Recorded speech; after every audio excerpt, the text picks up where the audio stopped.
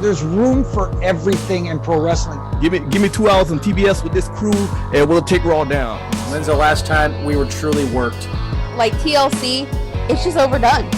And Hell in the Cell's going the way of that too. It's whatever at this point. Goldberg's in the Hall of Fame. That made it irrelevant at that point. So that's your soundbite right there, folks.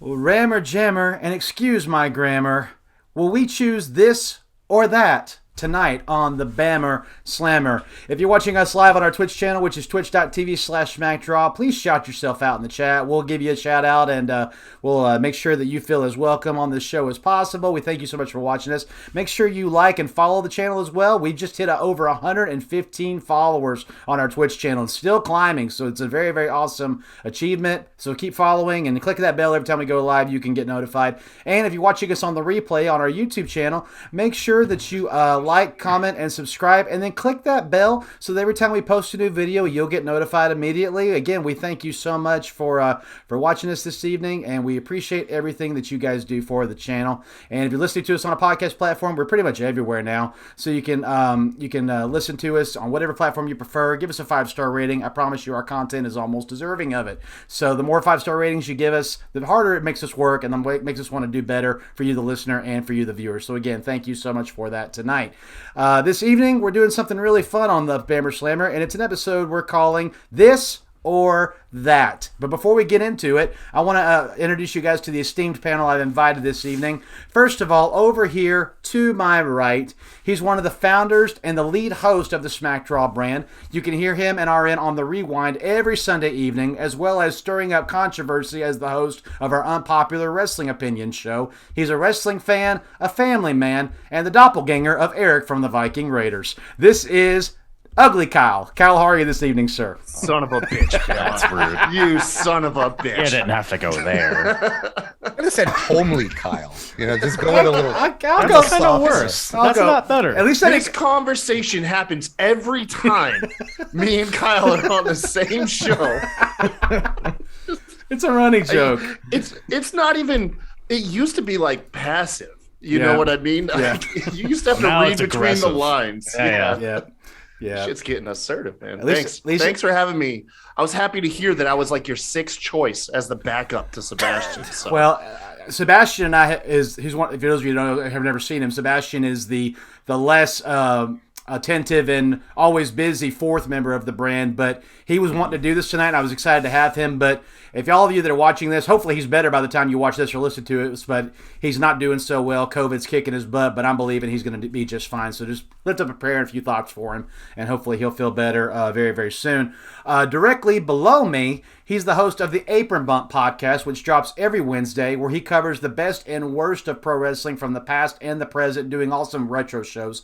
So no matter what show you watch, you're sure to be entertained and learn something new. Let me introduce to you tonight the hardest part of the ring. Welcome back to the Bammer Slammer. This is Handsome Kyle. Kyle, welcome to the show. Shucks, you're too nice. I'm less handsome in person, if that makes anybody feel any better. Oh, well. Filters do wonders, let me tell you. Oh my gosh. Well, welcome back, man. You having a good week? Yeah, man. Yeah, pretty. I was telling you guys earlier, I got a wart taken off my foot. We talk about 30 minutes about that if you guys want. Yes. Off the show, yeah. So, no, other than that, better in COVID, I guess. If the show goes sideways, we can just convert it halfway through. There you go. Yeah. Steer it. You have that to fall back on, at least. Yeah, absolutely. All right, and officially down and diagonal from me, he's the co-owner of BellsToBells.com, the host of the Warren Hayes Show, which airs every week on his YouTube channel, covering all the latest news, hot takes, and more in the world of pro wrestling. Be sure to follow his social media and enjoy the ride when you do. The man who got Jackson Riker inducted into the SmackDraw Hall of Fame, Mr. Warren Hayes. Warren, You're welcome. Welcome back, sir. You're absolutely. Thank you very much. And I'm still waiting for the invitation to come with the induction speech. By the way, you want to go impromptu right now and do it? No, for Jackson Riker, no, Matt. You prepare for a man of that caliber. You get ready. You say all the things that come truly from the heart. There's a lot of introspection that has to be done. Mm-hmm. I've already rented a cabin out in the mountains, to really isolate myself so I can really pour my heart out. You're gonna pull a. I can't believe I just forgot the guy's name. Walden, who went out there in the woods by himself. Exactly. Yeah, exactly. Except I'll come back with Jackson Riker. Oh my god. Ah, yes. Valuable. All right, well, Kyle, let's put that on the calendar and see if we can find out when that's going to be. Pencil that in. We'll make it happen. Oh, that's great. All right, well, guys, welcome to the show tonight. Thank you again for joining us. I really appreciate it. This or that. So I don't know if you guys love to do this with friends or family or your kids or whatever. I love Would You Rather. I just love putting people in these awkward situations and seeing what their reactions are going to be. And especially on Twitter, so many times people post, Brett or Sean or, Hogan or Ultimate Warrior or Cage Match or Last Man Standing. And they just there's all these this or that comparisons. And so, you know what? I said, let's make a show of this. Let's take 15. Let's throw them out to you guys, and let's just debate, and let's see what the overall consensus is. We would choose this, or we would choose that, and just see what would be the end result for all of us. And again, if you want to stick to your guns and go, I don't care if 3 of y'all pick this, I'm picking that, that's fine with me. The more the better. But let's see if we can educate each other, have some fun with this, and let's see. But let's get things going. First of all, we're going to do a couple that actually have to do with moves, and the first one is the clothesline from hell or the buckshot lariat. Which one do you pick? Clothesline from hell. There's like no hesitation, man, with that one. It's just violent.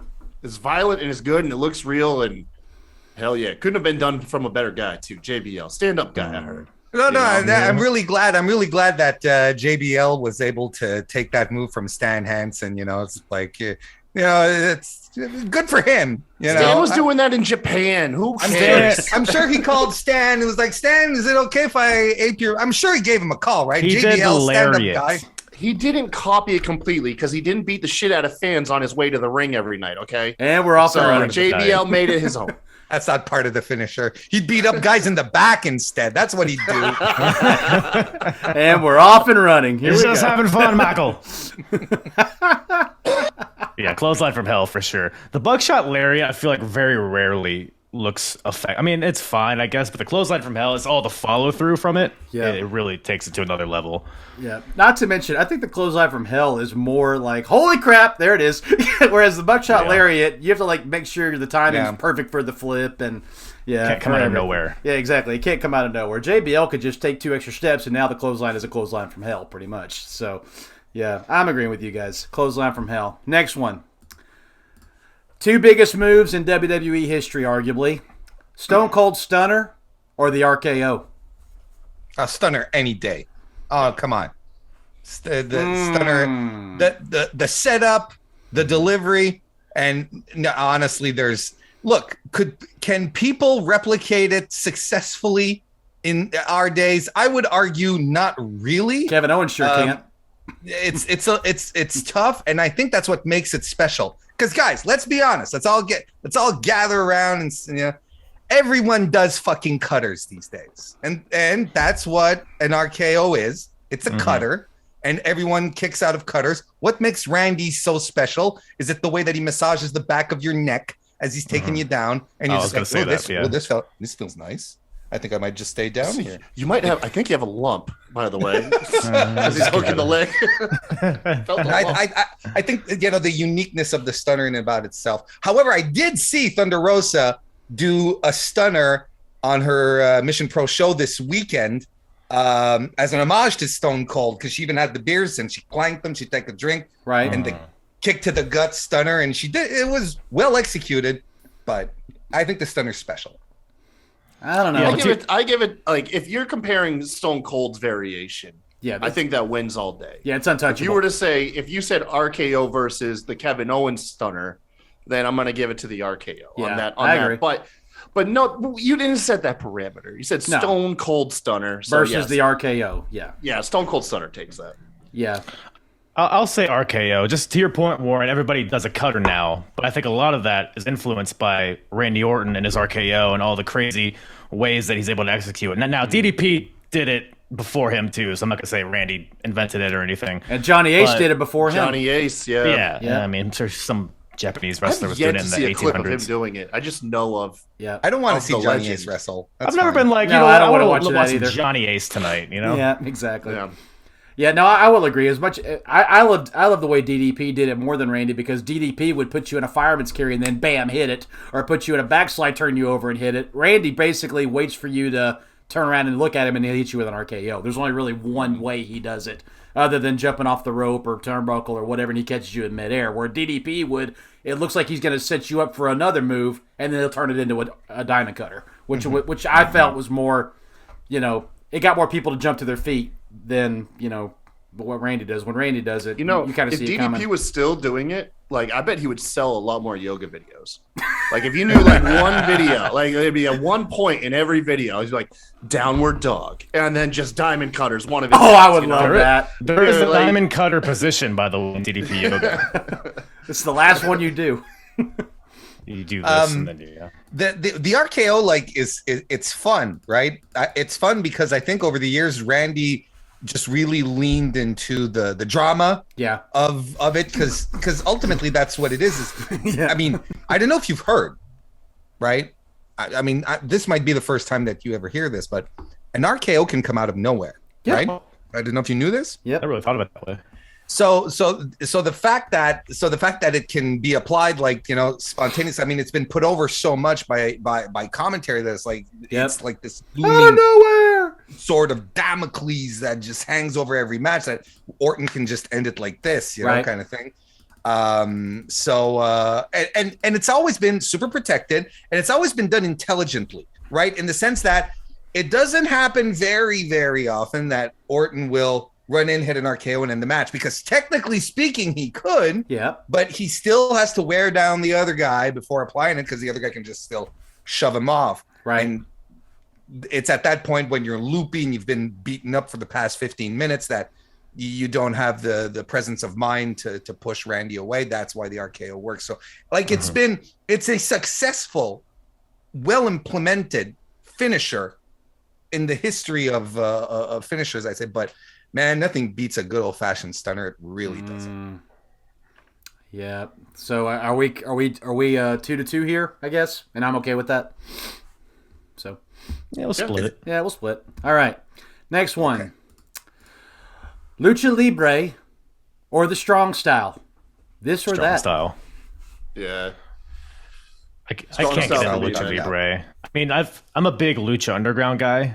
So if we consider that Lucha Libre, which most of it is, but a lot of Lucha Libre, it just feels like, to me, it's very choreographed, and all of wrestling is, but Lucha Libre is especially like, they're working together, and that's just, it's however you watch wrestling. I get people that enjoy it, but for me, Strong Style, like I can immerse myself in it more than Lucha Libre. I like a Lucha Libre match on a card, but not like a Lucha Libre event. You know what I mean? Right. Right. I like it to just, be an accent for an overall event. Whereas Strong Style, I could watch Strong Style like almost every match just about, and I'll be thoroughly entertained. I love some Strong Style, man. Right. Although I have seen a couple guys like even make me cringe, like Shibata with like the headbutt and stuff. Like, oh god, dude, like that right there. I've learned I have a limit. I do have a limit. Did they name the bread after him?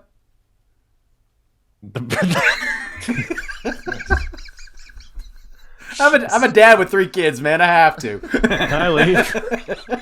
I was like, wait. Wait a second. Wait a second. The delayed reaction from all 3 of you was so good. I wasn't sure you were being.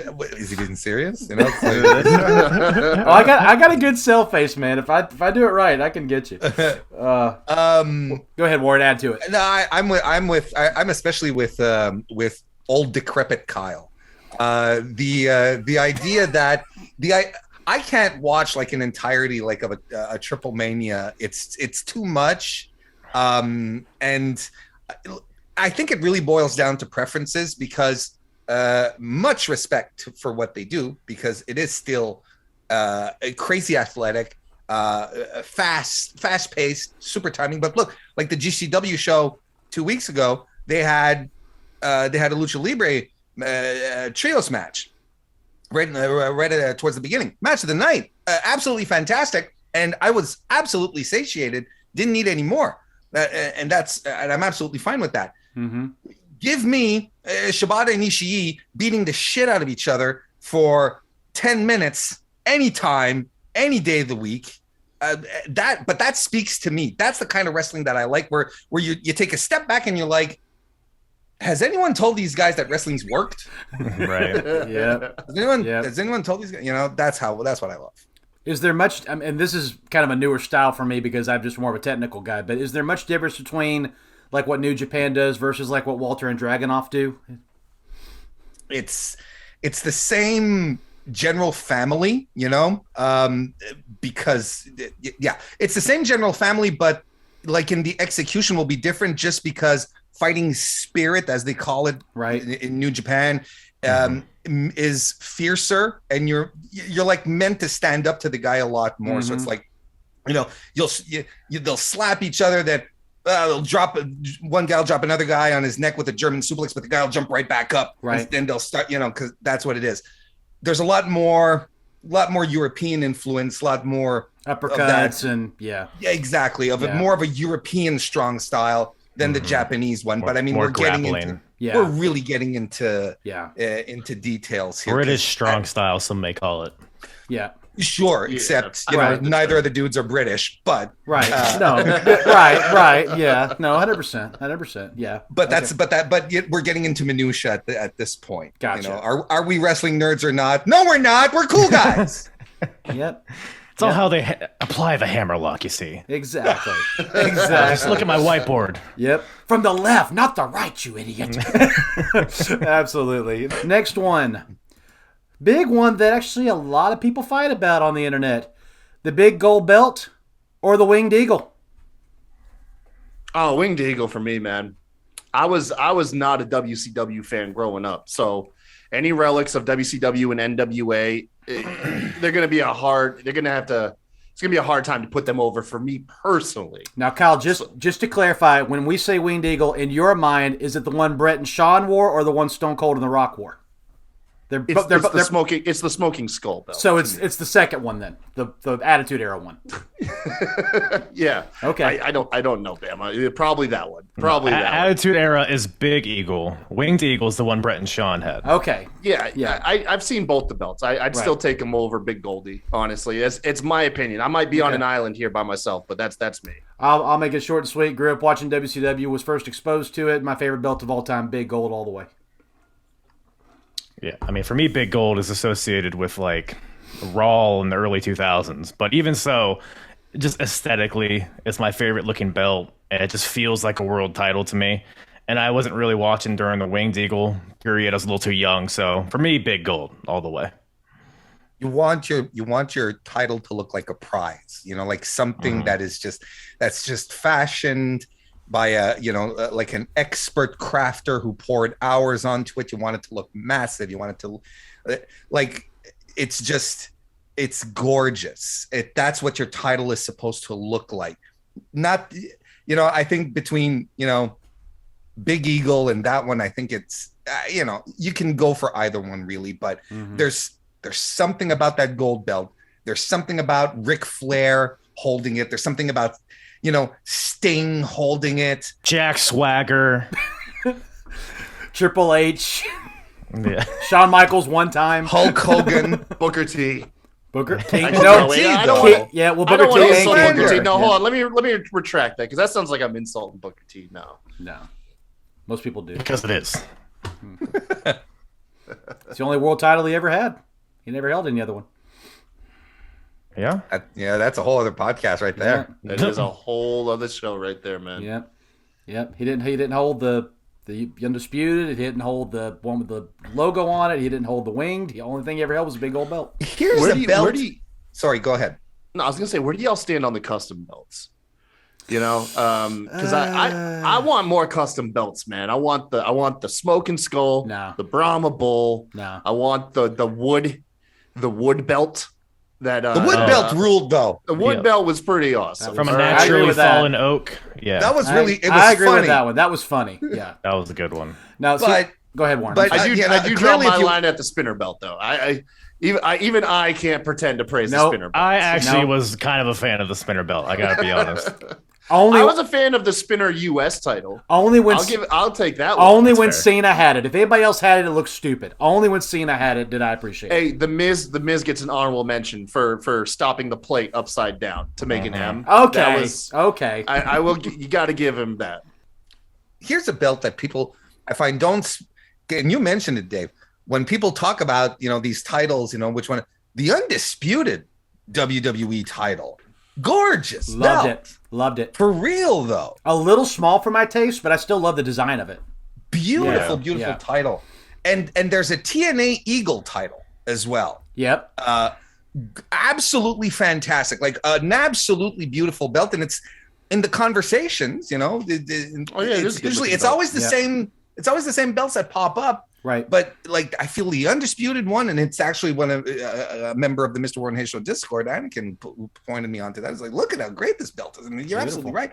And the TNA Eagle one is absolutely brilliant too. Yeah.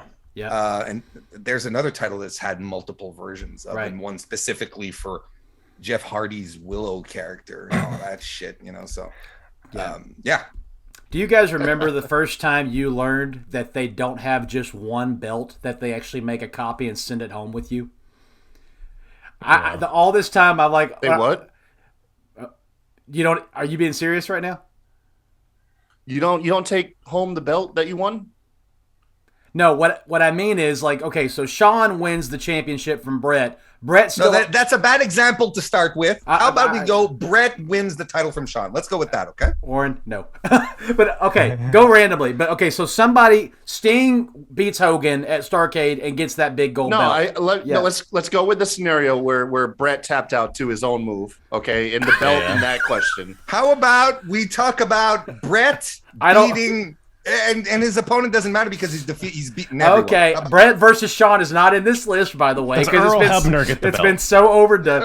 But no, like the first time I was like 11 or 12, and I saw an interview of a wrestler, and he had a trophy case behind him with like all the titles he's won. And I'm like, wait a second, so and so's wearing that title right now. Why does he have it?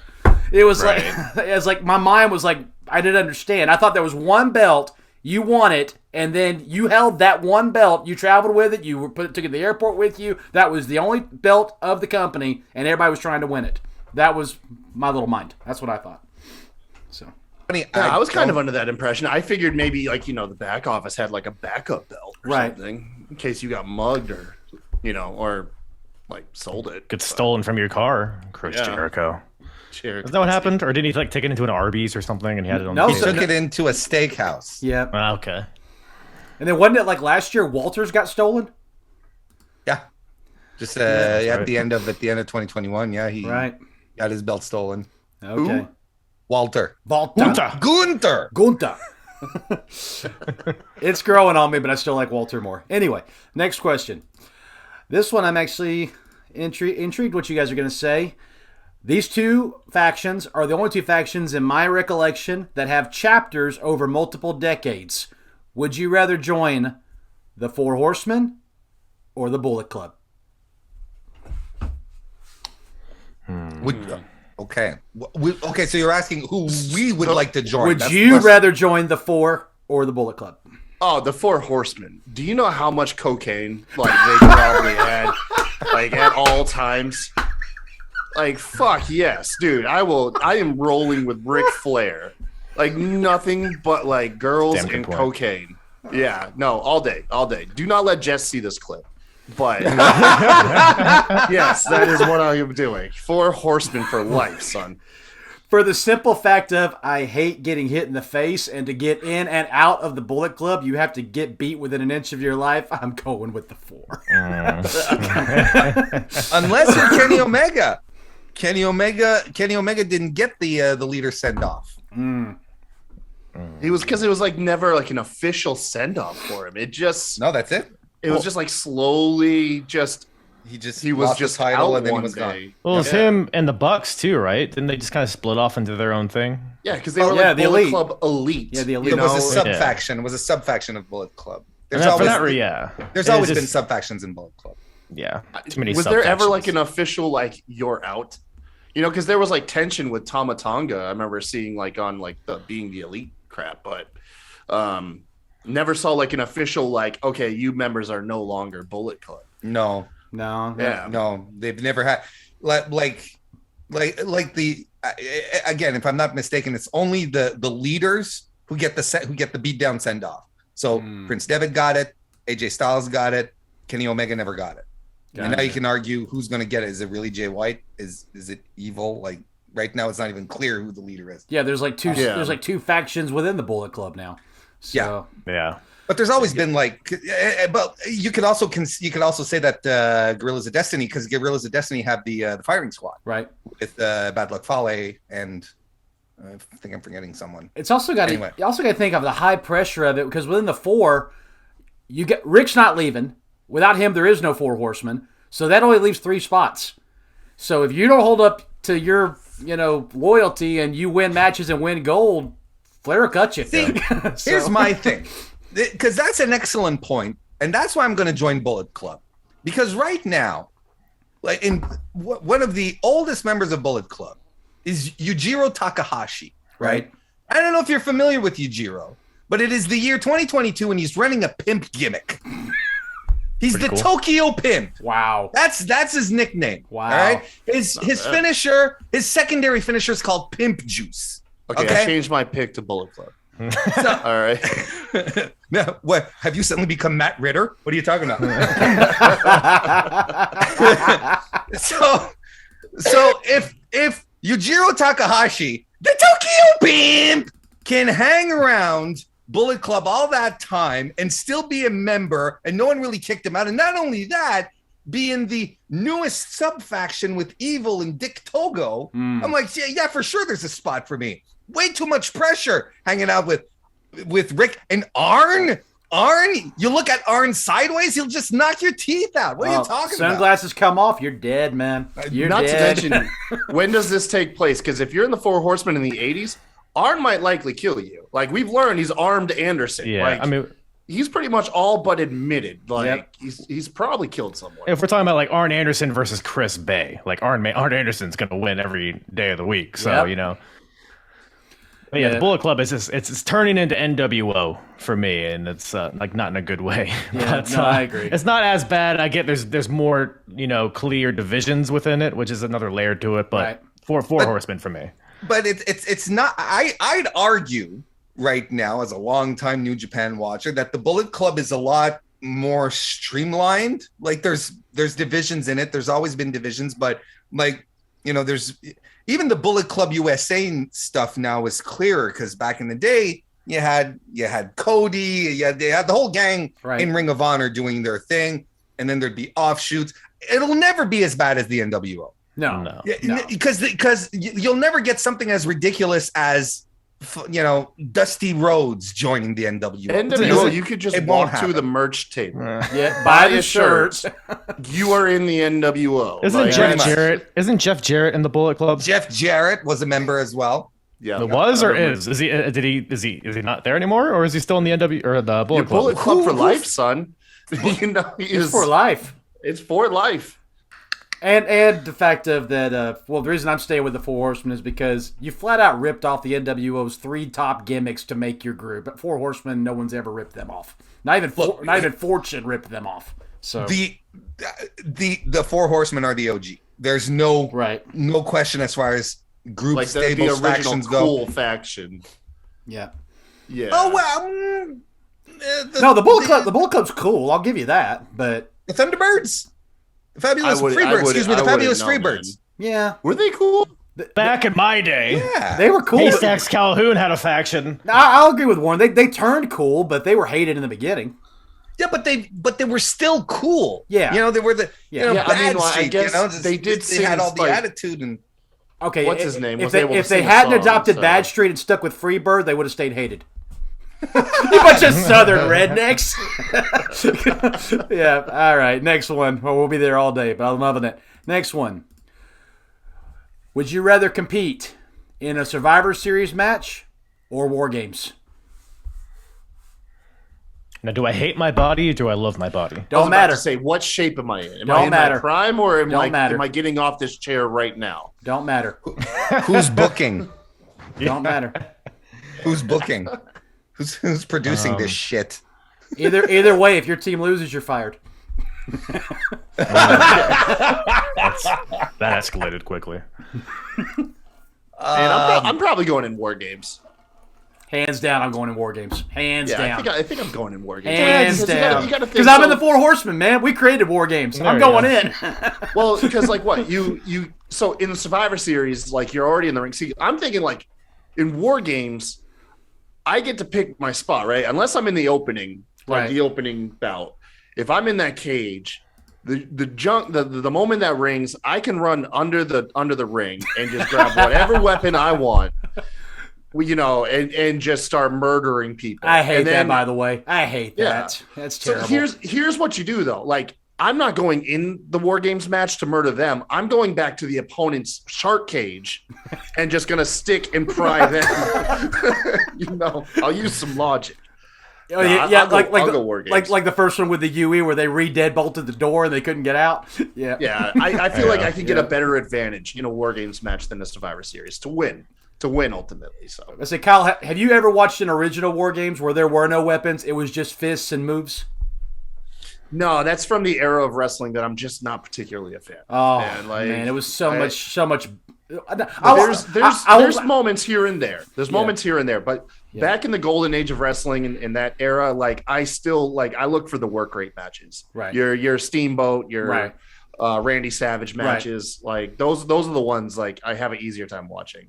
Yeah, I mean, I'm not going to say they're night and day better, but I'm just going to say there's a little bit more of, okay, this move has to happen here, otherwise this doesn't work and this doesn't work. It was a lot more chess match thought out. That's why I liked it a little bit more. It's very different. Yeah, I Yeah. agree. I have I'm with you, Dave. I have maybe a bit of a preference, you know, because when the inevitable blade jobs happen, it's just because everything has been so brutal. Yeah. With the, you know, just at this point, it wasn't because a chair shot. Like it was just because they're scraping their heads against the chain mesh and whatever. No, it's I'm a wuss. Survivor Series. What are you Okay. talking about? And I lay down to the first person who tags me in. It's like, we're good. Thanks. I'm gonna go to the pay window now. Bye. Now, Warren, Yeah, would you be on a 5-man team or a 4-man team? Oh, 4-man. Four. Let's back to basics. Yeah. Absolutely. Okay. Have Give team my team names even and less of a everything. chance to win. Yeah. Yeah. When I think of War Games, I think of the one from '94 where Colonel Robert Parker pooped his pants in the match. So Yes, that was good. I don't like poop in my pants, so I'm going to choose Survivor Series for Okay. that reason. Okay. Love it. All right. I don't think anybody shit themselves in the Survivor Series, man. Correct me if I'm wrong. Chat, let me know. Yeah, I would definitely love to know. Now, I know for a fact when Ciampa and Adam Cole did that air raid crash, if Adam Cole didn't, then he's got a colon of Well. steel. My gosh, what a fall. It was. What is it with Adam Cole just getting freaking dumped, like from like high, like just high spots, man? Because Like, he knows really does. because he knows he's going home to a doctor. Yeah, I mean, for his teeth. I'm not going to help you when you break your neck. Hey, I gave her props. Most people don't call dentists doctors. I gave you props, Britt. All right. Next one. Here we go. This one's actually good timing coming off of the pay-per-view, but I want to hear what you guys have to say. Would you rather win the Royal Rumble or win Money in the Bank? Oh, Money in the Bank. Money in the Bank. Royal Rumble, dude. If you that you got to be in there forever. You know. But you get the main event at WrestleMania. Yeah, Money in the Bank. I get to jump a guy at an Arby's. You know, like You can't pull a Crash Holly and get into somebody's bed while they're sleeping. With a say that anytime you want, man. Maybe you can. Maybe just nobody's been that smart. We're not talking They about the just haven't hardcore thought title about it here. No. This ain't the 24/7 title, man. This is Money in the Bank. And besides, like you know, if you go into WrestleMania, chances are you're gonna have like Roman Reigns or Brock Lesnar as champ. You know what I mean? Like I'm being forced in the ring with them. that Money in the Bank, they haven't clarified what title like you can go after. You know, if these champs are too threatening, man, maybe I have to go jump Dana Brooke and just settle for the 24/7 title. Yeah, it's a good point. Yeah, but then you got to sleep with one eye open the rest of your life. He doesn't sleep anyways. Yeah. Yeah. That's why he's old. Call me traditional. I'm going Royal Rumble. How many, other than Seth Rollins and Edge, how many cash-ins can you really say, yeah, that was awesome? But how many? Braun Strowman. Bronze was pretty neat, right? Yeah, I'll give it. Wasn't that good? But how many main events can we call off the top of our heads? There's dozens. So the main event at WrestleMania from the Rumble winner, to me, you live forever in both settings. You also don't always get the main event. I'll just throw that out there. I mean, there's people That's like true. That is I think Edge. It's true Edge now. won the You're Rumble right. and he opened the show. Seth Rollins did the same thing. Sometimes you're just like you're in the middle. I'm sure. I think that's Like why. I'll- I think that's another reason why they've gone to 2 nights is to help rectify that. The last all times they've had. Well, granted, no, you're right because Charlotte won and she got the opening match with Rhea night 2. So you're right. That's. But that's the COVID era. But the last 2 in front of people have been the main event. So. Yeah, Money in the Bank, you just get to ruin somebody's night. Like they're all happy that they just want a match. They're excited. They're wet and sweaty. Then it's just fine. nope. You And almost had it. That's my that's my incentive. Just to go fuck with someone. It's just like, no. I'm here, by the way. Over here. Yeah. And then the main event of WrestleMania can become all about you. You know what I'm talking about? Oh no, That is true. No, Okay. that is true. You can get your cake and eat it too in that case. That's true. Yeah, I'll man. pull a Seth Rollins and cash in at the main event. There we go. There it is. There you go. We found the loophole. Yep, there we go. All right. I'll stay on an island. I'm fine with it. Next one. You're in a rivalry with your most hated enemy. Do you want to end that rivalry inside Hell in a Cell or with an I Quit match? Just like sit down, have some cake, just hash things out, you know. So, I think we've had a problem. There's clearly an issue with our communication. What's the main issue that you have with me? And then we're all just having a nice little latte. I want to see you bleed. Well, someone needs another cup of tea. Kyle Apron, go ahead. What would you do? Oh man, Hell in a Cell. I feel like. Are we talking like current Hell in a Cell or like the original Hell in a Cell? Don't matter. Or either? You pick what kind of cell it is. You pick the match. Can I have the truck full of hay on the outside? For Rikishi? Yes, because Rikishi is my most hated. You don't want to enemy, just throw him through the announce. You don't want to just throw him through the announce table like Mankind. No, he's too big. He's too big. So Okay. I'll go Hell in a Cell. Now, call That sounds like a fun time. me demented. I want to make him say I quit. I want to make him say I Ditto. quit. I've always like when I fantasize like what would my wrestling moveset be, I'm a huge fan of actually submission wrestling. So that would be right up my alley to make someone quit, just tap them out. Also, side note, by the way, we did a retro review of that Hell in the Cell match at Armageddon, and I was able to make that hay spot canon.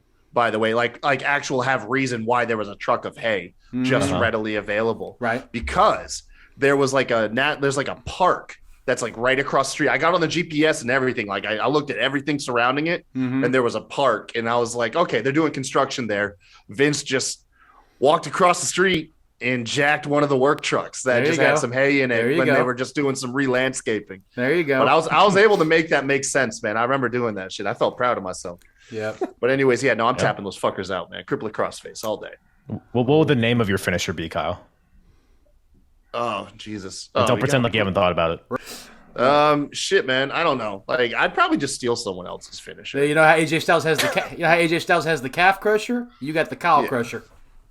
There you There go. it is. There it is. There it is. No, dude. I'm locking in the Bammer Cloverleaf, and I'm breaking his legs until he says I quit. Hello. Yep. My finisher is an angel dive, and I'm calling it the ratings drop. And on that note, we can't follow it. Let's move forward. I love it. This one's very controversial, especially on shows like Busted Open. Is it better to be better in the ring or better on the mic? Better on the mic. What company are you working for? Don't matter. For long-term legacy, better in the ring or better on the mic? I think there's a lot of guys that are good in the ring and not a lot of guys that are good on the mic. I think being good on the mic and having a character makes you stand out more. It also can make up for like lack of in-ring ability too. I want to ask you guys something. How good was Bruno on the mic? Honestly, I'll have to admit I don't know much or have. I mean, how good was he in the ring? Yeah. Wasn't Bruno's thing just his presence more so than his wrestling ability? Yeah. Bruno could go. I mean, Bruno could go. He's wrestling 20, 30, 60-minute Broadways. I've never seen a Bruno Sammartino match. I'm gonna be honest. Me too. But, never have. I've read up on him. I'm not calling him any Kazuchika Okada here. Like, that's absolutely for sure. But, for the time period, for what needed to be done. Right. Oh, But sure. You could flip that though and be like, well, how good was The Rock in the ring? The Rock was really never the best in the ring. He had, honestly, his moveset was akin to like John Cena. And I think even John Cena evolved in the ring more than The Rock did. I would agree with that. Yeah, but the fact that he was so good on the mic, like his matches were phenomenal. Yeah, funny enough, I was talking with a coworker today, and we were talking about Stone Cold, and I said, if it's funny enough, before '97, when he really flipped, he was one of the best technical wrestlers in the company. But then he all of a sudden realized, hey, when I flip somebody off, drink a beer, and stun them for no reason, my ratings go up. So there's just something about that. Yeah. And not only that, longevity as well. I mean, we all know what happened to Stone Cold, outside of that, like before the very, very terrible injury, the guy's like, I don't have to wrestle 25-minute technical masterpieces to get over. I just have to do this. So I'm adding years on my career on top of that, right? Because I just have to wrestle this style, which I just happen to be excellent as that, right. So yeah, I mean, look at Ricochet, not Ricochet. I'll give him a break tonight. Look at Cedric Alexander. That man is amazing in the ring. Yep. Give a damn about him though. But that's the thing. Okay, but I think it's specific in regards to the company that he works for. That's the thing. Look at Dante Martin in AEW. Over as hell. That's true. That is true. No. Over as hell, and has the mic skills of Ricochet. Yeah, no, you good point there, Warren. Good point. That's a good point. There's like in New Japan, even though the mic work doesn't come across as well for us, you do see who is more charismatic with the crowd, right? Who works better with the crowd. Like Tetsuya Naito is over like crazy, regardless of what they have him do, regardless of where he is on the card, because he's super charismatic and cuts a great Japanese promo. But on top of that, Tetsuya Naito is a fantastic wrestler. He's slowed down over the years because he has no more knees. That's what happens to Japanese wrestlers generally. But like combination of both, and he's one of the biggest acts in the company. I think it boils down to personal preference, because it really depends what you watch, what company you're watching, and how they're booked, what's valued in the company. We know in WWE, you have to have a presence, a character. You have to have the mic skills. That's how you get over, right? Because that's why Ricochet, one of the greatest high-flying wrestlers to ever grace North America, can't get himself over because they insist on making him talk instead of letting him wrestle. But then in WWE, they don't let their people wrestle, even then too. Yeah. They clip their wings there too. So I'll go with this then, because Warren, you raised a really good point, and it's like you could just create settings. So I'll just go with me personally. Would I rather beat a guy up in the ring or just crush his soul on the mic? And I think I'm going to crush their soul on the mic. That's what I want to do. That's what I'll go with. And I'm going to flip the coin just slightly. As great as Dante Martin is and Darby Allin and all these other characters, I think MJF's legacy is going to outdo all of them. And as good as he is in the ring, he's not going to be remembered for that. No disagreement there. That's another element. When talking about AEW, I think there's still not enough time to really assess who's successful in the grand scheme of things. I agree with you, Bam. And it doesn't help that you have a freaking nuclear missile like him in there, because the moment anybody else talks, well, he's not MJF. And the dude's 25, guys. It's almost unfair. It's almost ridiculous and unfair. So, yeah. Sorry, hey, Jericho, shut up. MJF's talking. I agree. It's terrible, man. It's terrible. But right. Anyway, but I'm 50. I'm 59. I'm 51-49. I think the true greatest of all time did both, in my opinion. Just have both, everybody. Yeah. Well, they're golden. How great was Andre on the mic? No, but Well, I how great love was Andre the Luthez? King promo. No, but that's the point. I'm gonna say he was actually pretty endearing on the mic. I'm not gonna lie. I mean, the I've watched dude's some of his, the dude's especially seven. his heel promos. I think people just came to see Andre and go, Yeah. And this is all. Holy- yeah. How about Luthez? How about Karl Gotch? This is all These are, before like, TV. Are we legends, talking about you know? today, or are we talking about just Yeah. the great? Because that was Luthez is before TV. That with TV and how accessible it's on a weekly basis. More than that, you Yeah. need that mic to fill in, to build up to these matches. Ric Flair, Dusty Rhodes. Yeah. So How great was Ricky Steamboat on the mic then? Right? No, but I mean, No, you're making a valid point. well, his you career know, pretty much There died. is no unless, right you know- answer to this No, one. no, there This really one isn't. very much is no right answer. And I'll play my own devil's advocate. Rey Mysterio. He's a 5 on the mic, but he's a 10 in the ring. He can cut a damn good promo nowadays. He's gotten better. Yeah, when He's he was gotten better. teasing retirement, oh man, I was hooked. I was hooked, man, Yep. and then nothing happened. Yeah. Um, No, but you're right. There's exceptions to every side of this. There are. There's a lot of variables. It's like, Yes. what's your Yes, character? yes. Yeah. Are you a lucha libre wrestler? Where are you at? Yeah. In what time period are you wrestling? Who's across Yeah, the yeah. ring from you? All of that. Yeah, it's all valuable. 100%. All right, next one. This one, if you had to only watch one of these genres the rest of your life, this is hell, but only one of these two genres. 1992 to 1997 New Generation era, or 2008 to 2014 PG era. Oh, New generation. oh god, dude. I know these are the lesser of two evils. There's like only Wait. two of these in the list. Sorry, what were the years for the second one? I was physically 90 sick there for a little bit. 92 to 97 or 08 to 14. yeah, I think I go with New Generation too. Yeah. Because Bret Hart is destroying everyone. Yeah, at you that- did. at You that had more work rates. Yeah. Yeah, you had the. Off the top of my Brett. head, I feel like you had better matches with Brett and Sean. With who? Brett and who? Was Sean in that era? Yeah. Sean who? Yeah, Sean was there. Sorry. Oh, shut up! Shut up! Sean, I forget Razor, Kurt Hennig. Yes, I remember Kurt Hennig. Mantar. Right? Duke the Dumpster Drose. Right. Phantasmo. What was his name? The magician one. Oh, I don't He know. did Oh like- man, the guy like ICP before ICP. Yeah, exactly. Yeah, You know what I'm talking Yeah, about. I know exactly who you're talking about. Now I've seen that guy. I'm gonna go on a limb, and the only reason I'm gonna say the PG era is for the first 3 years of it, because that's where you get WrestleMania 24 to 27. The only first 3 years you get HBK and Taker, you get Triple H and Randy Orton, you get these really really good stories on the tail end of the Ruthless Aggression. Once you cross into 10 and 11, it nosedived fast. Nexus. Re- Nexus yeah. was fun. Yeah. After For a that, second. it started. Yeah. Now you do get the guest movement in there, but there's highlights of it. But that's why I'm gonna go PG, just edging it out.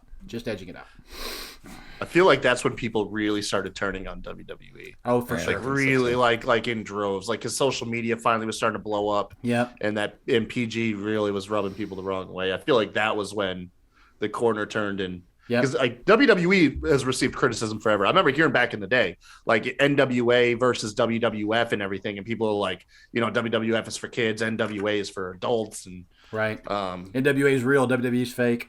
All that. yeah. Yeah. Yeah, we all heard that. Absolutely. I mean, if I had to pick the two, I'll pick the PG era. I'm not happy with my decision. I'm not happy with either of my decisions. But So me and you picked PG, Warren and Kyle, you picked New Gen. Definitely. Yeah, New Gen has both the comically bad, but also really good stuff with The like awesome. Brett and Owen, Brett and Razor Owen. Ramon. did you get with Stone Cold and Yes. and Brett Mm-hmm. with the Yes. the, Yes. At the tail end. the Yes. submission match? in Yes, that? yes. That's 97. The tail end of the New Gen. Attitude Era kicked off right after that. Yeah. Okay. Yeah. Yeah. All right. We're talking a lot about Bret Hart. I'm enjoying this conversation. That's Dylan. nothing wrong with talking about the excellence of execution. Absolutely. He did our intro for like almost the first 2 years of the show. He was our intro. He introduced the show, man. Yeah. Hell yeah. Canadian legend and Yeah, we had rum some slinger. All right. We had a fan of the show over in Ireland, of all places. was a fan of the show, and he was doing a signing over there, and that one fan that we had just asked him to give us a soundbite. That's and awesome. he That's introduced the badass. show. Yeah, That's cool. Whatever happened to that fan? we couldn't get video, but we got the audio. Whatever happened to that fan? Is he still around? Yeah, he kind of dropped off just social media to begin with. Like he was on Twitter and Discord, but he left and he came back for like a month or two and Gotcha. just haven't. Yeah, I don't know what happened with him. Okay. All right. Next one. We got 5 left, and they're all good. Here we go. This one has probably been debated a lot, but I don't think we've ever talked about it on the show, Kyle. So here we go. Go back in time. Which of these two would you have made world champion? Mr. Perfect or Razor Ramon? Perfect. Kurt Hennig. Yeah, Mr. Perfect. No hesitation, man. Yeah. You mean in WWE because he was AWA world Yes, champion? yes, he That's was what we're AWA talking- okay. world champion. Yes, Okay. and But I, yes, and I would unquestionably. and I would argue WCW he could have been and probably should have been. Yeah. Like I said, back then, if you were a work rate guy back then, you instantly got points with me. I know Razor Ramon was cool. That bases his character off Scarface and everything. That's cool. But what I'm watching is I'm trying to watch for the wrestling back then. And yeah, Kurt Hennig all day. And he was cool. I look back at his vignettes nowadays and I'm like, dude, that guy's fucking awesome. Like, yeah. And they were so well produced, and man, Yes. he owned that gimmick. He Yes. owned it. You You know, like believed it. You that- believed it. he was Spit gum out of his incredible. mouth and never missed, dude. Never missed. It's just unbelievable. Yeah, Even I if- hear what you guys are saying, and I don't even disagree. But Razor Ramon, man, there's a special place in my heart for Razor Ramon. Yeah. He's just like I watch him a lot with my podcast, and he's just so cool, man. I would love to see him have a world title run. And But I get we what you guys can't- are saying. And we can't dismiss like because when Scott Hall wanted to work, he could work. You know what I mean? Like Yeah. when he decided to turn it on, When he was sober. he absolutely could. Just that ladder match with what's his name, Michaels, Shawn Michaels, Hickenbottom.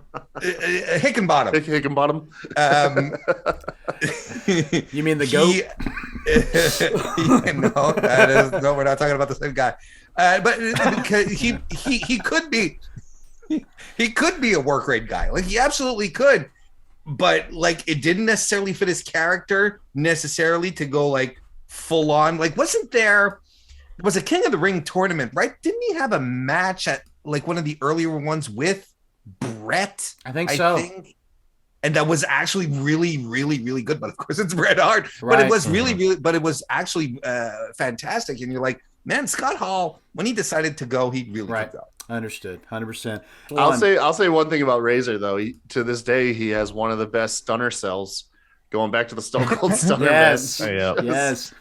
Not One to of my all-time favorites. And I think the Razor's Edge made like the top 20 finishing moves of all time because that thing is, if you do that thing wrong, you're breaking your neck. That thing's dangerous. Yeah, Yeah. It is. Yeah, absolutely. Next one. Not talking about which faction was better. Which one had a longer lasting impact on the legacy of pro wrestling? The NWO or D-Generation X? NWO. There wouldn't be a DX without NWO. Yeah, NWO. Yeah, that seems kind of easy. There to wouldn't be a honest. Bullet Club without NWO. Yeah, I'm trying to think of like differences between them because they're both like pop culture at this point. They've transcended wrestling. I do agree that the DX was a reaction to the NWO, but instead of doing a copycat, they said, hey, they're on Highway 65. Let's go the other direction completely. So, Like, I think DX has a bigger impact on pop culture. right. But your question is on pro wrestling, and I think Right. NWO still it has a bigger impact on pro wrestling nowadays because you can still find people saying "suck it" and they don't even know where it comes from And doing crotch chops. Yeah. yeah, absolutely. exactly. They don't even know where that became a thing, you know. But- so If there hadn't been an NWO, you would not have had a DX. That is the ultimate thing. Yeah. yeah, I think it's just as simple as that. I Just can't- like there wouldn't have been an NWO without a Four Horsemen. You know? No, I agree. I agree. Yeah. there wouldn't have been a Four Horsemen without a shitload of cocaine and women. Flashback to an earlier one. Can't forget. Can't forget. Yeah, I keep trying to rack my brain. Is there anything that would tip the scale for DX here? I don't see it. I don't see it. As much as I love Shawn and Hunter, I just don't see it. I think the NWO, it completely changed the game forever. So, Yeah. really did. I agree. I agree. Now, I will say this: if DX did not happen, Mr. McMahon's working for Ted Turner. Potentially. They were kind of the spearhead of the attitude. I mean, yeah. I would think so. As Stone Cold was getting up there, but the permission to become that guy, Sean and Hunter said, Like we don't give a controversial. care. We're going to go out there and do it. USA sent them a letter and said, you can't say this, you can't say this, you can't say this. We'd like to announce at the beginning of the show tonight, we will not say beep, beep, beep. So, I mean, I'm sorry. Yeah, without DX, Stone Cold wouldn't have become Stone Cold. So, Fair. Okay. I can. But get behind but that. Warren, you hit the nail on the head. If NWO didn't happen, Sean and Hunter wouldn't be thinking, "What can we do? What can we do? What can we do?" Yeah. yeah. So NWO really, in my opinion, introduced that like extra layer of realism to wrestling that still to this day, like some of the best storylines going is like Yes. blur the lines of reality and pro Yes. wrestling. NWO was really spearheaded Kyle, that. you and I talked about with the Bash to the Beach thing about how when they invaded in the back, one camera shaking, trying to catch all the action of people getting ambushed and beat up and thrown into the sides of the trailers and everything. They got the police called 3 times that night because the people next door thought this was actually happening. That's how good Right. they did it. But Pretty Kyle pulls out an excellent point. And not just because I want to say Pretty Kyle, but it is an excellent point. For a lot of people at that point, this was the cracking of kayfabe. When Diesel and Razor Ramon showed up on WCW, sitting in the stands, and they're like, wait a second, Diesel doesn't have his big hair and his sunglasses. Why isn't Razor Ramon with like this was the cracking, right, of kayfabe, happening right before our eyes. So I think there's your killer argument right there. Yeah, the legacy of the NWO in wrestling is so profound. In how it changed everything. DX is great and all, but it's not nearly as meaningful as what the NWO did. NWA pretty cool too, by the way. One final question on this: could anybody else have been the third man? Sting, It's hard. Ric That's a Flair, tough any one. of them. Could Sting, Ric Flair, Bret Hart, Shawn Michaels, could anybody else have been the third man and it worked? I think Sting could have, but it would not have had the same impact. Yeah. It would not have transcended like even to WWF fans, kind of thing. It would have been a very insular thing. Mm-hmm. Now you're taking the pop culture guy, right? The guy who will never that turn heel. Yeah. And that everyone knows, even if you haven't watched a lick of wrestling in your life, you know who Hulk Hogan is. Who he is. It's like people who've never watched Star Wars know who Darth Vader is, right? Right. It's the same thing here. Everyone knows who Hulk Hogan is, and Hulk Hogan probably has breathing problems like that these days. But that's the thing is like him becoming a villain, like the superhero becoming a supervillain. Yep. Unheard of, right? Yeah. Sting could have, but it would have been a lot more right promotion specific. Right. Yep. I 100% agree. All right, we got three. We got 3 more. Let's hit them hard. Here we go. In the height of their popularity, which one was more must-watch, WCW or ECW? ECW. In the height of their popularity, which one was more must-watch? ECW. Why do you say ECW? The sheer level of unpredictability, the wildness of the shows, that combination of brute violence and extraordinary wrestling. Because we always associate, and Kyle, when we did the show together, when we watched Sandman Returns, the Return of Sandman, Sandman's back. I don't remember the name of the show. I don't either. Return of the Sandman. Enter the Sandman. Enter the Sandman. Yeah. That's what we were talking about, right? It's like ECW will always be remembered. Well, easily be remembered as the place where everyone would bleed all over the place, and there'd be hardcore matches and all that. Get the but tables. it was the home for some of the best pro wrestling you could see in North America. This is where Heyman was bringing in. He brought in Eddie Guerrero and Chris Benoit and Dean Malenko from their Japanese tours. And come over here. He got them jobs into WCW, right? He'd bring people on excursion. Masato Tanaka and Mike Awesome, like all just fantastic matches on top of the Rottens cutting each other and satisfying the bloodlust for those in attendance, on top of the Sandman and the kendo sticks and Tommy Dreamer and Raven beating the shit out of each other. It was just a perfect storm of just brutality, but also the joy of wrestling. I think it is at its peak. It is the great Jerry Lynn and RVD. Like, you know, it's like at its peak, it's just amazing.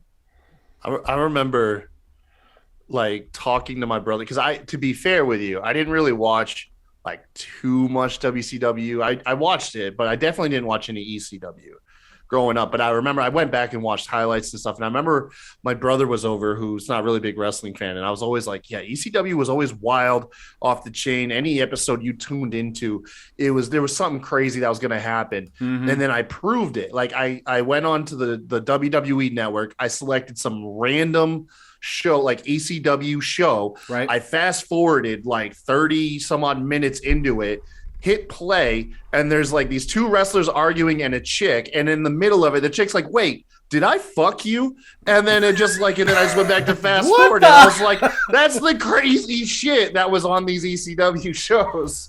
And ever since then, I was like, oh my God, man. It was just my impression of ECW with just how random. Oh, yeah, and not to mention the full-on man-on-woman violence.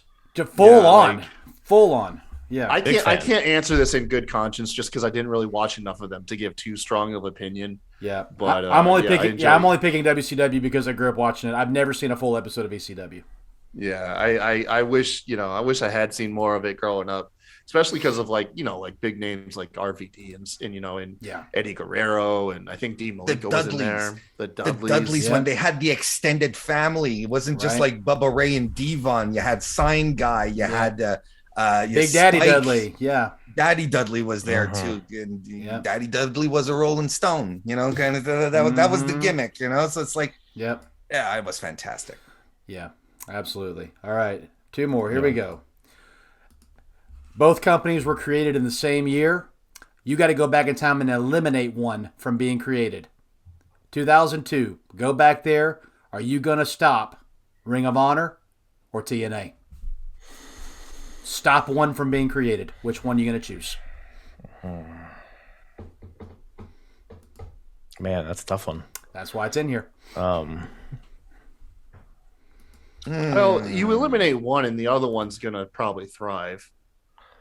Just because I hate Jeff Jarrett, I'm just going to say eliminate TNA. I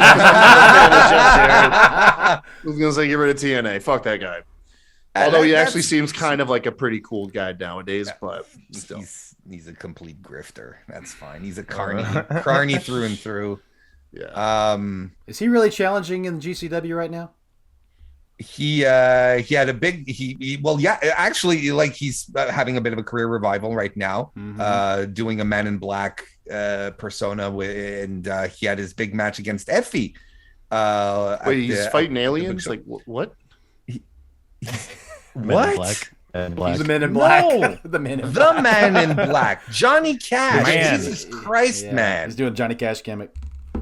I thought he was coming out like Tommy Lee Jones or something. He should, though. He should. Oh, yeah. Not a bad idea. Oh, do you? All right, ring the bell. Flash. What am I here for again? There you go. But no, he had a fun match with Effie. Effie, who is probably the second biggest baby face in GCW and in all of independent wrestling outside of Nick Gage, probably. Yeah, because I'm kind of thinking, like, what are we losing out on if either or disappear? I think. Go ahead. Good. No, go ahead. I'm thinking today. You look at like WWE and AEW. It's full of Ring of Honor guys. Yeah, that's Whereas it. TNA kind of eventually became just a landing spot for WWE guys that left WWE. Right. And not to mention TNA's real peak didn't last that long. Whereas Ring of Honor had several. I mean, they're still. I guess they're coming back in April, right? So they're going to try to. They're going to try to. We'll see. And a lot of like the real gold of TNA, like mid 2000s, 06, 05, you could see that stuff in Ring of Honor as well. Like AJ, Samoa Joe, Christopher Daniels, Then plus they have Roderick Strong and Austin Aries and all these guys, and then the guys they we see brought today. CM Punk in. They brought Low Key for better for worse. You know, it's like, Right. I think TNA gone is not.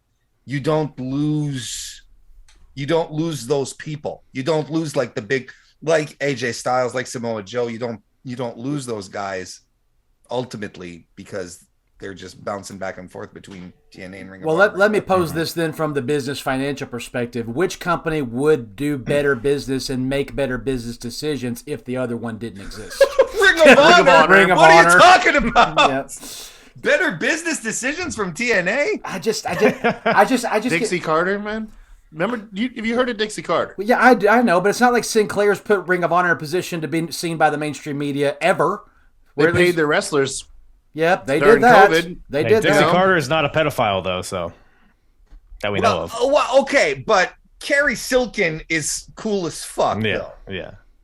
Okay, let's but I echo your point. But I mean, as far as bad business decisions go, like TNA was a constant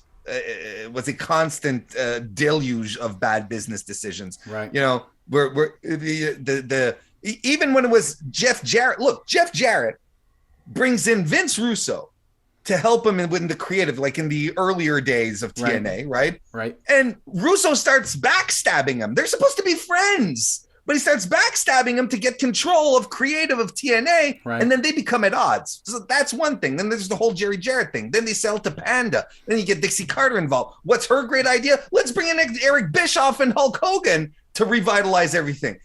Bischoff and Hogan come in. They forget the entire history. They forget everything that happened with the guys who built the company. It's like, oh, we're gonna push the guys that we know from WWE. You know, it's just bad decisions over bad decisions all the time. Yeah. Oftentimes, when you hear people talking about AEW and the steps that they have to avoid, you often hear them you hear people reference avoid doing what Impact did. You know, like that's one of the very common things you hear people say whenever they're trying to give their professional advice on what AEW should do. You never hear anybody saying don't do what Ring of Honor did. You know, don't pay your wrestlers during a fucking pandemic. You know what I mean? No, it's you always hear don't do what Impact has done. Stay off TV. Don't put your name on the marquee for Madison Square Garden. Then don't do anything when the follow up with it. Look, I can't blame you for that. You know, I'm just saying, at least TNA took chances and tried to give WWE some semblance of competition. Ring of Honor said, "We like the back of our cave. No one knows we're here, and this is awesome." So they're making money off of DVD sales. The problem with Impact TNA when they decided to go head to head with on Monday night, stupid. On Monday night, terrible idea. Well, who came up with that idea? That would be Eric Bischoff. There you go. It's like, I did it once, I can do it again. The lightning can strike it twice. Yes? No. Because you didn't have all the elements there. Eric, it wasn't lightning. You stood on a freeway in front of a Mack truck. And Vince said, "Oh, this is awesome, bro."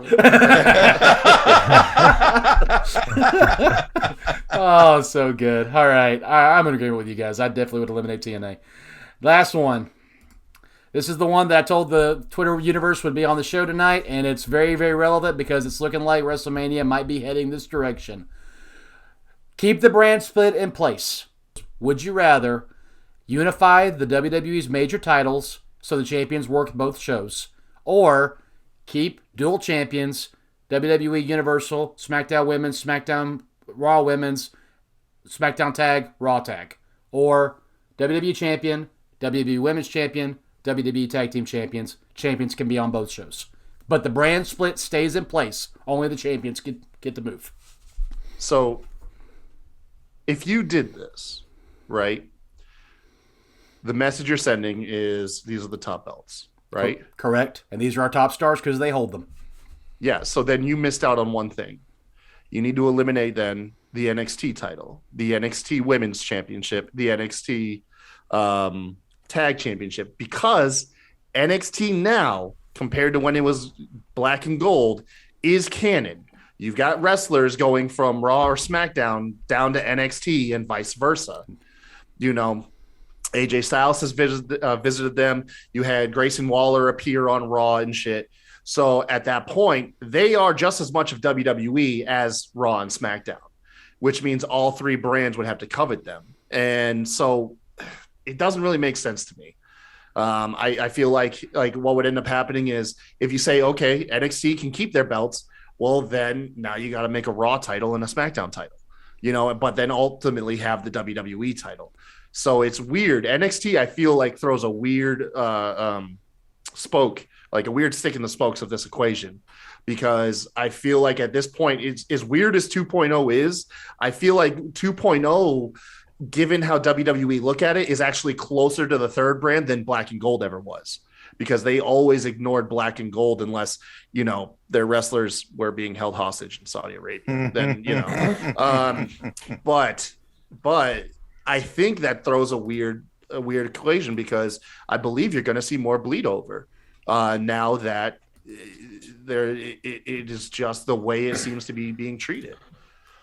I don't think. So I feel like you got to keep them separate, man. I don't think you consolidate them, man. I don't think you'll ever see an NXT championship at WrestleMania ever again. No. I mean, I think NXT, I hear you're saying, Kyle, I still think NXT is definitely a different tier than Raw and SmackDown. They acknowledge it. I don't think they necessarily suggest that NXT is on the same level as a Raw or SmackDown. So I think separating them still makes sense to me.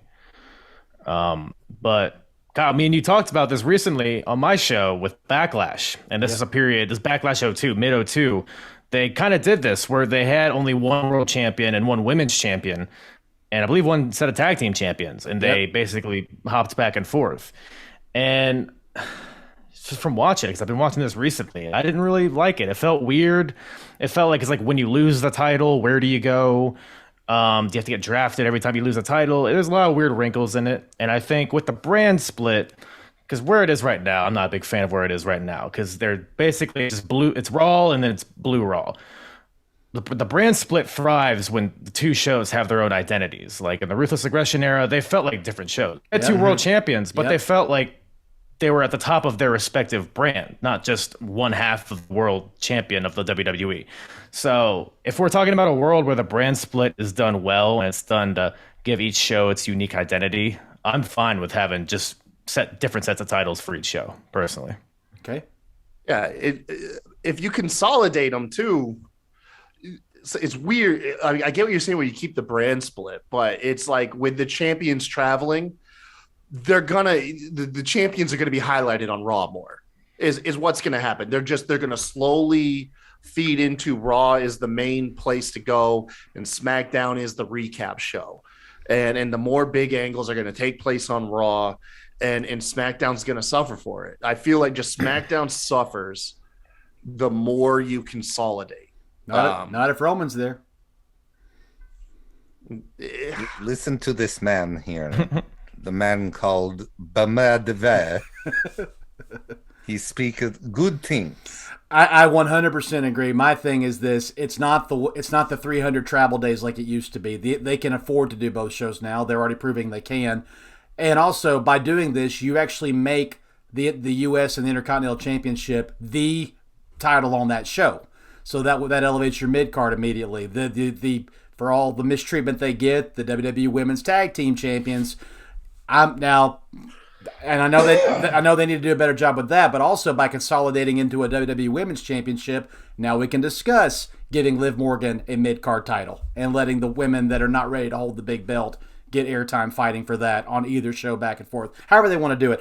I just think that Royal Rumble is a prime example of why I want to see this happen, and it looks like at least one of the matches at WrestleMania is going to do this. The women might, I'm pointing right here, the women might run it back, and we might get all three of them in the main event again. It looks like that might be what they want to do, is replay WrestleMania 35 and just crown a different girl this time. But if they do this, my thing is this: when you see Roman Reigns, who is the Universal Champion, ask Paul Heyman for that prop of a belt so I can hit this dude with it. because mine's too precious to be used as a weapon. That's all I need to know, that this is the secondary title that is all, it's just metal on a strap of leather, and what Roman carries is the only belt that matters in this company.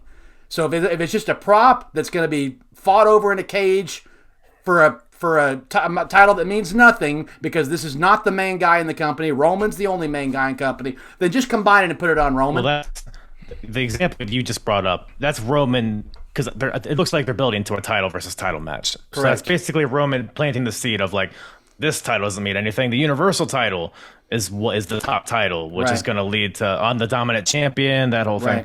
So I don't think that's necessarily a bad thing necessarily. So you think you think in this case the man is making the title, not the other way around?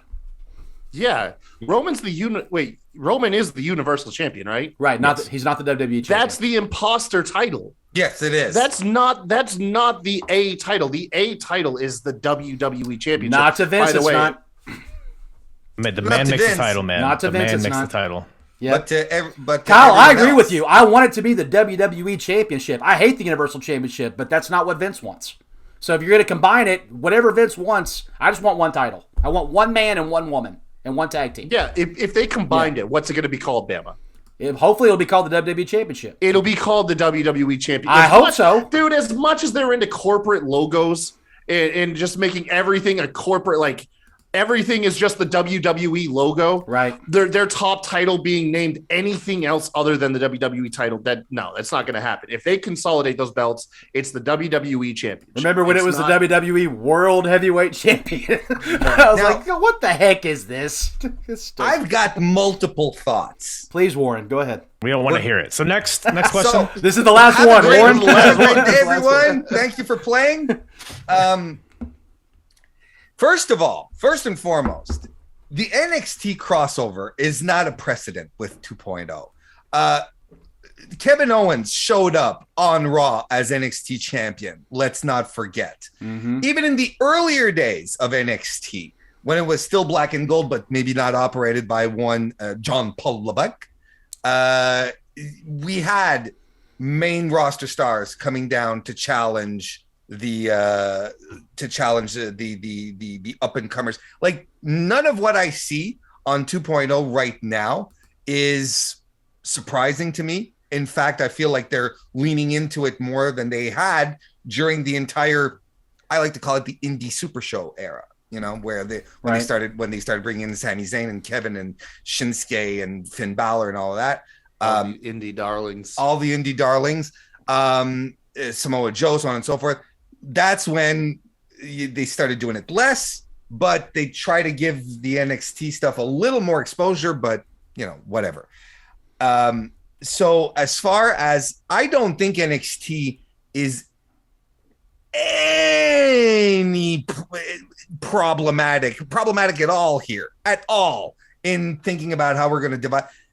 It's down here. It's over here. It's OVW. You know, it's the kids' table. And this is the grown-ups table over here. Yep. So for that, I don't even think it's a consideration in that regard. I don't understand why there's two world-level champions in WWE. I never understood it. Even back in the day, never understood why we needed two world-level champions. Still don't get it to this day. And to a degree, it poisons the roster. It poisons the cards. Because as it stands right now, even the mid-card titles don't mean jack shit. There is no mid-card in WWE right now. You could tell by watching the Royal Rumble last Saturday, and I don't want us to get into a tangent on that, but there was a whole section of the Royal Rumble where people were coming in and were getting zero reaction. Not necessarily the wrestler's fault. It's basically how they're booked. You don't have an undercard, you don't have anyone else to cheer for, and WWE have conditioned us into thinking, well, if they're not in the title picture, they're not just secondary, they're tertiary, right? Mm-hmm. Like, they're down here. They're really not necessarily worth their Could a little bit of that also have been, we all know Brock is coming? Oh, you mean for the Royal Rumble, you mean? Yes, sir. I don't know.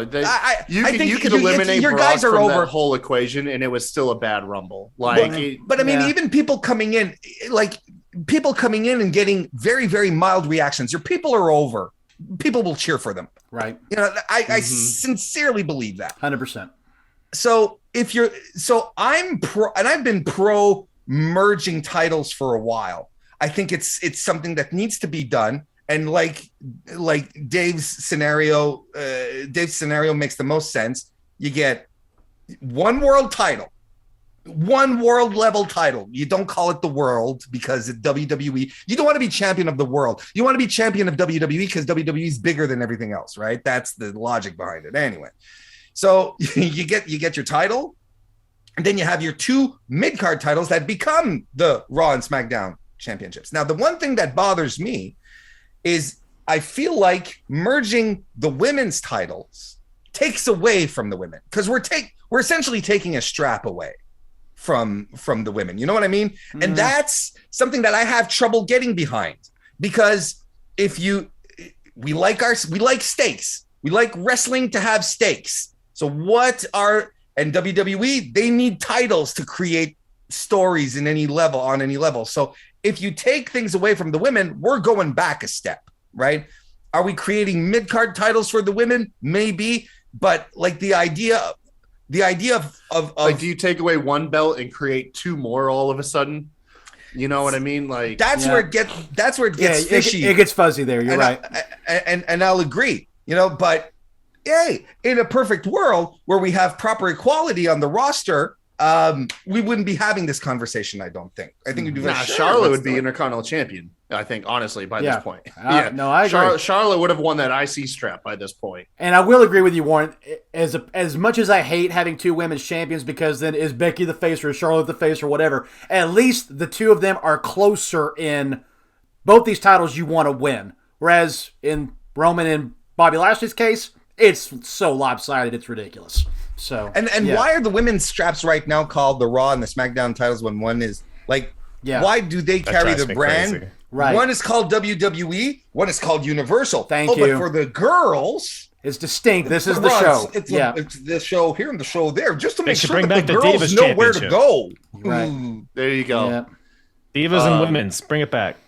I remember when they were going to, for like 1 week, they tried to treat the NXT women's title how they do in the UFC, and they just called it the NXT title. Right. And they let their fans, they knew their fans were smart enough. Yep. I wonder who it was that was like, no, your fans are fucking stupid. They're not going to know what belt they're fighting over if we don't distinguish it as a women's title. Oh man. I remember that. We were that close. Yep. WWE almost did it. Like, we were that close. I remember it's when Charlotte was holding it, when they were trying to push the 3rd brand. Was it Charlotte or Rhea? It was I Charlotte. think it was Rhea. It was Charlotte? I want to say it was Rhea. They started it when Rhea was holding. You're right. They started with Rhea was holding it. When Charlotte beat her, she said, "I'm NXT champion." I only recall it being like through commentary Right. one time. Right. One Like time. only hearing it. I just remember time. Charlotte said it. Rhea never said it. I just remember Charlotte said it. Yeah. Okay. Yeah. But it was that feud. Right. But no, Warren, continue. I agree with you so far. No, but that's essentially it. Let's merge, have the main titles be traveling titles. Have your tag team, and you don't need 2 sets of tag titles. Like, one set of tag That's the titles. one I want merged more than anything else. I agree.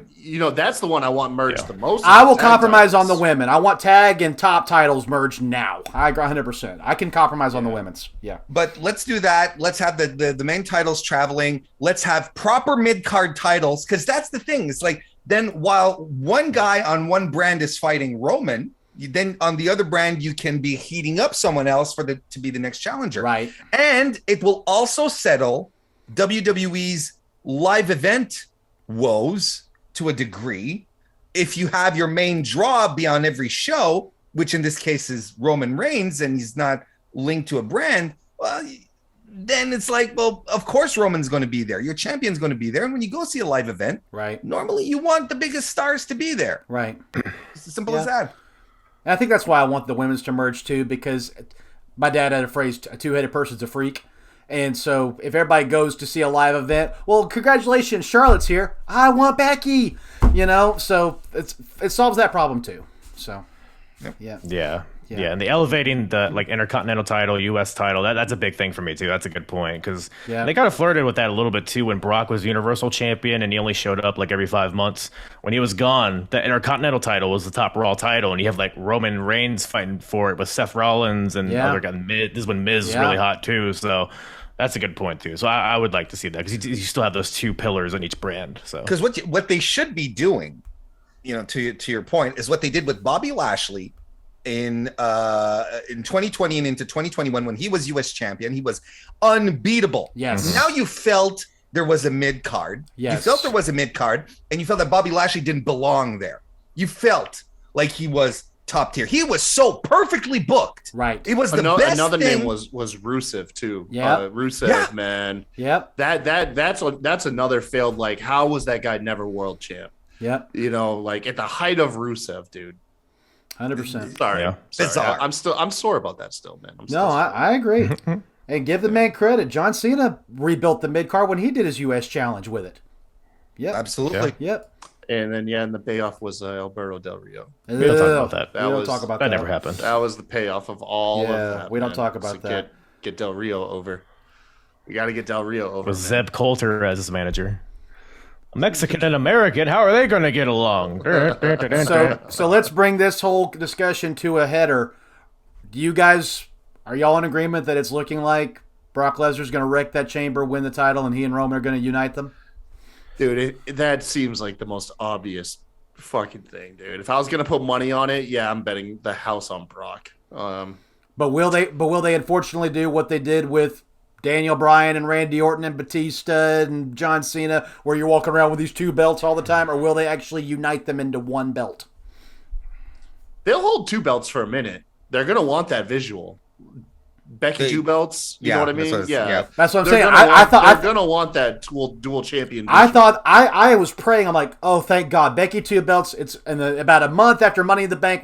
She's gonna come out with this big, beautiful purple or whatever, and it's gonna be one belt. And no, Bayley cashes in, takes the belt away. I'm like, well, what's your question, Bama? Is your question, are they going to consolidate the titles, or are No, they just going to crown a double champ? my question is Roman gonna be a double champ, and then a Money in the Bank cash in happens, and he only loses one of them?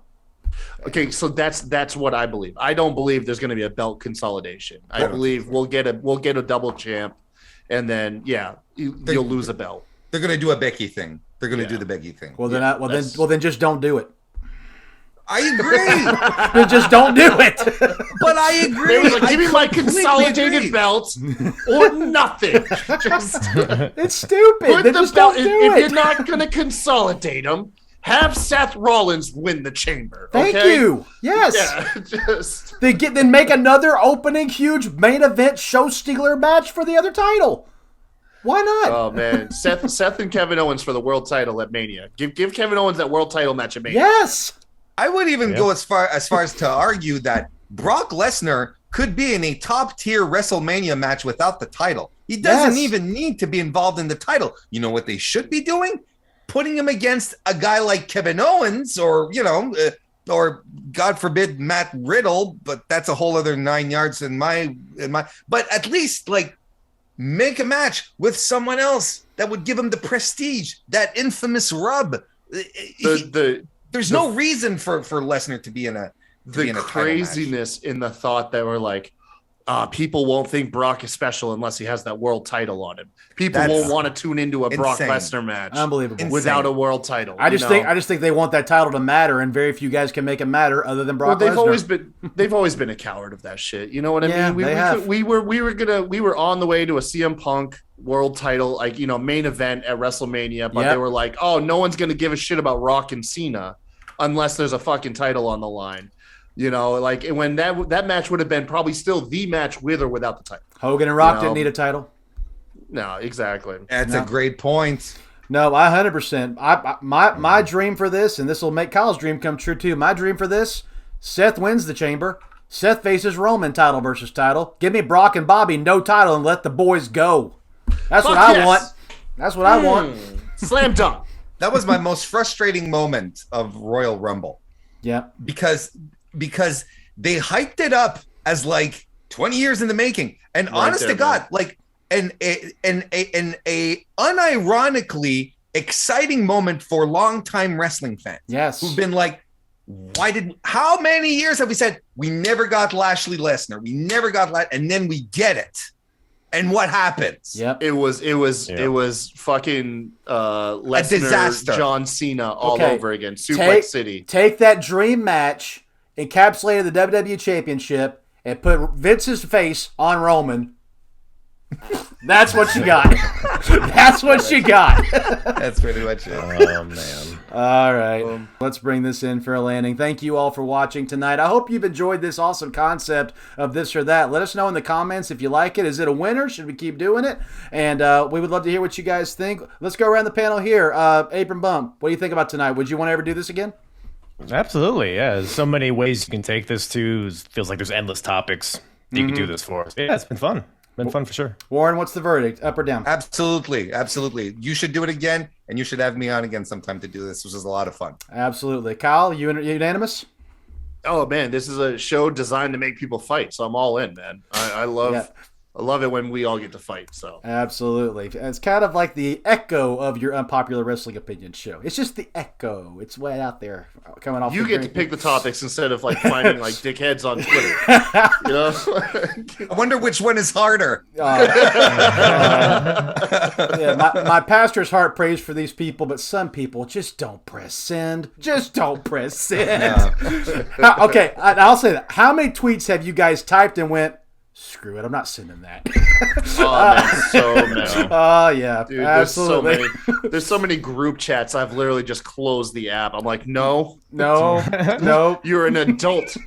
Yeah, 100%. So, guys, again, thank you so much for joining us tonight. Real quick, before I let these guys put themselves over, if you want to support our channel financially, if you love content like this and you want to help us out, you can subscribe to our Patreon, which is patreon.com/SmackDrawPodcast. There's 4 different tiers that we have on the screen right there, or if you're listening, there's the Untitled tier for $1, Bamber Slammer tier for $5, Rewind tier for $10, the Elite tier for $25. Depending on which one you unlock and subscribe to, determines how much we unlock for you and how much content we choose to give you. So it's an awesome privilege to help us out, and all the money goes to making our show successful and making our brand grow and successful. We don't pay ourselves with it. It goes into making the brand what it is. So if you want to help us out there, if you'd rather do a one-time donation, paypal.me/SmackDrawPod. You can go there and give us a one-time donation. It's all appreciated. Again, it just goes to make the brand successful. Thank you for watching. Thank you for liking, commenting, and subscribing. Don't forget to click that bell to let us know that you like the comment. Leave us a 5-star rating and a comment wherever you are. Kyle, what's coming up on the next UWO? What's coming up on the Rewind? What we got coming up on the brand here in the near future? Anyways, I am actually currently. Yeah, a stroke there. Carol, man, did you take your me and before coming on? No, it hurt, man, because me and other Kyle here both looked up at the same time, and in my head, I was like, "You didn't say pretty Kyle." But no. So currently booking guests. I'm actually right now. I've got the 2 tweets collected for the next episode of UWO. So currently booking guests. Please hit me up on Twitter at the Kai Tai Show to let me know who you would like to see on the show. And then the previous episode that I shot is going up this Friday, which actually featured both Warren Hayes and Kyle. You were on the show, weren't you? You were on the show, right? I don't think so. No, he wasn't. No, he wasn't. Okay, so it was just Warren Hayes. I don't think so. You're on the. Yeah, I think Apron was on the previous one. Yeah, I shot Yeah. it 2 weeks ago. I've already forgotten about it, man. Yeah. All right, listen.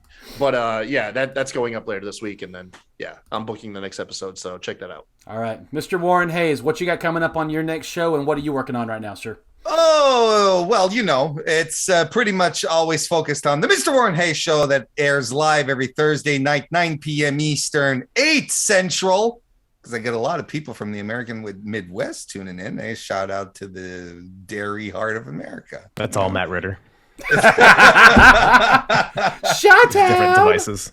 Of course, this week I'm going to be talking about the Royal Rumble. Of course, we're going to be talking. I always do an extensive AEW review of both Rampage and Dynamite as well. Be talking about Mission Pro and a look at there are so many fantastic indie shows coming up in Yes. February. There is so much great stuff coming from GCW, Prestige, Beyond. We got the former Oni Lorcan, Biff Busick, I saw returning that. to the Indies on Friday. Day 91 is the name of the pay-per-view because it is the 91th day since his release. First match back at his stomping grounds and Beyond. I'm excited for that.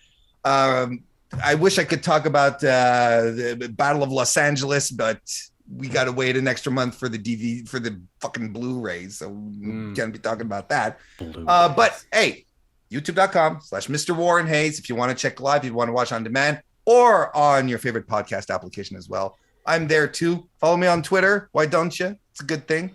Twitter.com/Mr. Warren Hayes. Plus, belltobells.com, Women's Wrestling Wire, BELLTOBELLES.com. Had a vacation. Our editor-in-chief, Kristen Ashley, who's also, by the way, the editor-in-chief of my heart, took some time off, had a little vacation, and she's back in action. So we're gonna have some stuff coming up, some interviews. Check out our YouTube channel. I've interviewed a whole bunch of fantastic wrestlers, female wrestlers over the past over 2021. Just some awesome interviews with all sorts of great people. Go check it out. Bell to Bells. Awesome. Kyle, where can we find you on social media? And I'm talking to handsome Kyle this time. Where can we find you on social media? Pretty. And what episode on the Apron Bump podcast is dropping tomorrow? What can we expect? You made bald Kyle leave. How dare He rage quit. But yes, the Apron Bump podcast, new episode every Wednesday. I do retro wrestling reviews. Tomorrow, Wednesday, I have a Ring of Honor episode from 2003, Revenge of the Prophecy, dropping, which is a fun one. But a lot of the topics we covered today, I actually do talk about a lot on my podcast. So if you want to hear about the golden eras of TNA and Ring of Honor, you know, which one was better, I talk a lot about that. Or peak ECW, WCW, I cover those shows as well. So 4 different decades, companies big and small, talk about it all. So, that rhymed. Isn't that fun? Yeah. You need to hurry up and trademark that, dude. God, I need to update my banner on Twitter. But yeah, apronbump.com for all my full episodes, or just wherever you listen. I'm everywhere. YouTube as well for the video versions. Apron Bump on Twitter. That's pretty much all I'm at these days. But yeah, Apron Bump Podcast. Check me out. Smooches. Awesome. And as much crap as I give Kyle, dude, that backdrop with those posters, man, that thing is so gorgeous. I'm loving. I'm not proud because they all come from Pro Wrestling Tees, but so I'm not proud on that aspect. But thank you. They're beautiful. Which one's your current favorite? I know they change week to week, but My current favorite. Oh, dude, it's Space Yes. Macho Man Randy Savage with the Panther and the skulls and stuff. yes. Yeah, no, obviously. Wasn't it Brody Lee like 2 weeks ago? You were like really proud of it. Well, it was my latest purchase, Oh, and I okay. was proud to finally have Brody Lee. Honestly, Yeah, I wanted absolutely. something Brody, and 100%. I was super pleased that they made this giant poster of him. You probably can't tell looking at it, but they're all like really effing big, man. Like they're I think like they're 3 foot by 2 foot or something like that. I No don't know. shit. Okay. No, if I stand up, man, I am just taller than Brody Lee. Like they're huge. Awesome. That's awesome. Absolutely gorgeous. Well, again, thank you guys. And you can follow the podcast at Smack Raw Podcast. You can follow my end of it at Bammer Slammer. And you can follow me personally at BammerDave24. And again, this has been This or That on the Bammer Slammer. So until next time we drop the hammer, would you choose this or that on the Bammer Slammer? Have a good night, everybody.